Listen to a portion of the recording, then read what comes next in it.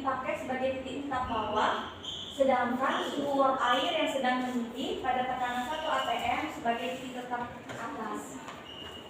Nah, berikutnya di sini ada skala suhu termometer. Dari gambar ini dapat dilihat bahwa perbandingan antara skala Celcius, Kelvin, Fahrenheit, dan Reaumur, di mana terdapat 2 titik, yaitu titik tetap atas dan titik tetap bawahnya.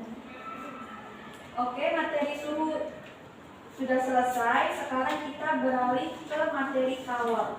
Sebelum kita masuk ke materi, apakah ada yang bisa lagi memberikan pendapat atau opininya mengenai definisi dari kalor?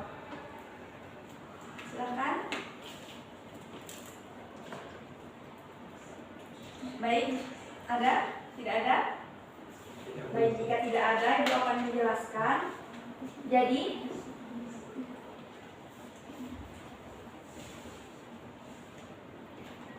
Jadi kalor merupakan salah satu bentuk energi yang mengalir karena adanya perbedaan suhu atau usaha yang dilakukan pada sistem.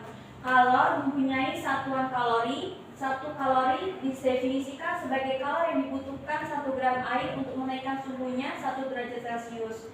Dan dalam SI atau satuan kalori itu adalah joule.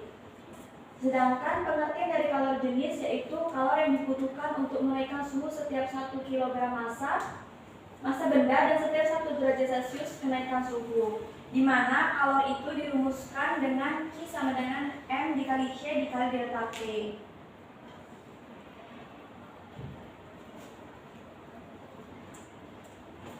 Selanjutnya,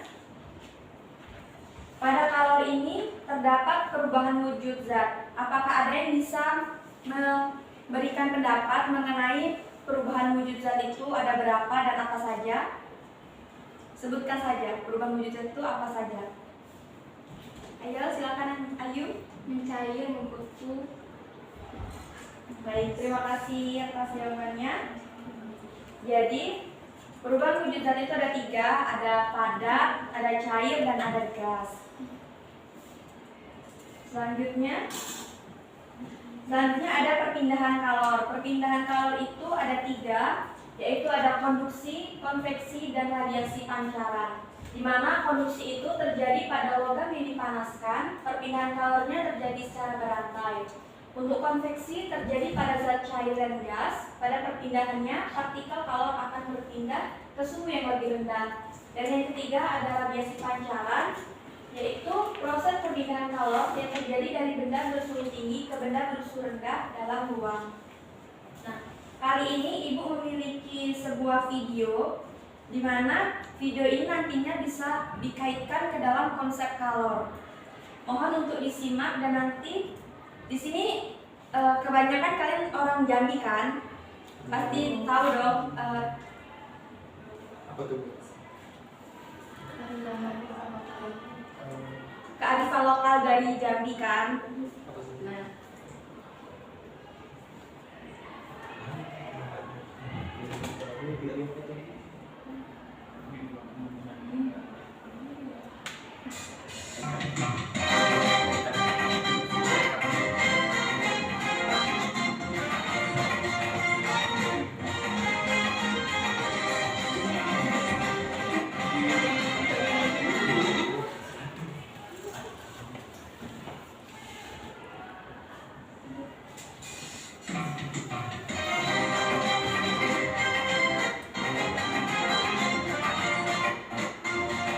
Nah, ini merupakan salah satu contoh dari kearifan Jambi, yaitu tari Baki Melayu.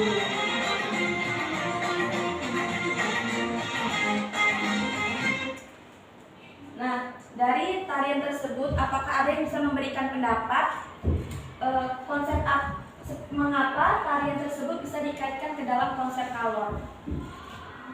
Apakah ada yang bisa memberikan pendapatnya?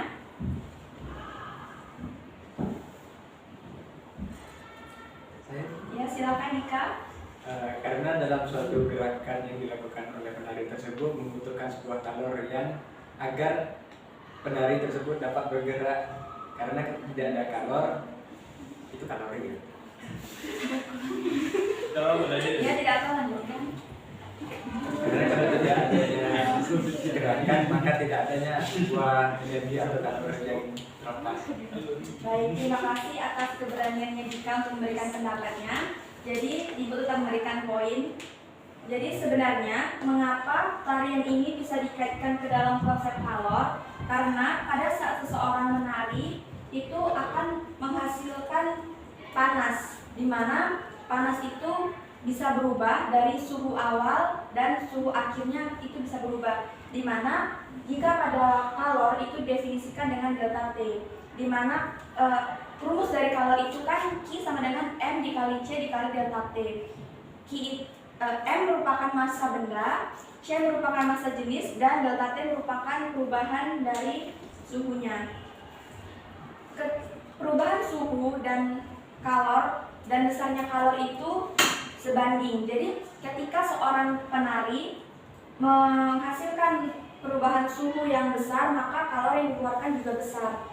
Akan tetapi pada saat seseorang menari itu suhu yang dihasilkan tidak spontan, yaitu secara bertahap perubahan suhunya, sehingga kalor yang dikeluarkan juga sedikit demi sedikit. Baik, hanya itu pembelajaran kita hari ini mengenai suhu dan kalor. Nanti akan Ibu buat kalian dalam bentuk kelompok, dan kelompok ini nantinya akan melakukan eksperimen sederhana mengenai konsep atau penerapan dari kalor dalam kehidupan sehari-hari. Nanti kelompok ini akan mempresentasikan hasilnya di pertemuan berikutnya. Dan untuk informasi lebih lanjutnya akan Ibu informasikan melalui WhatsApp group. Sekian penjelasan Ibu hari ini. Ibu akhiri, wassalamualaikum warahmatullahi wabarakatuh.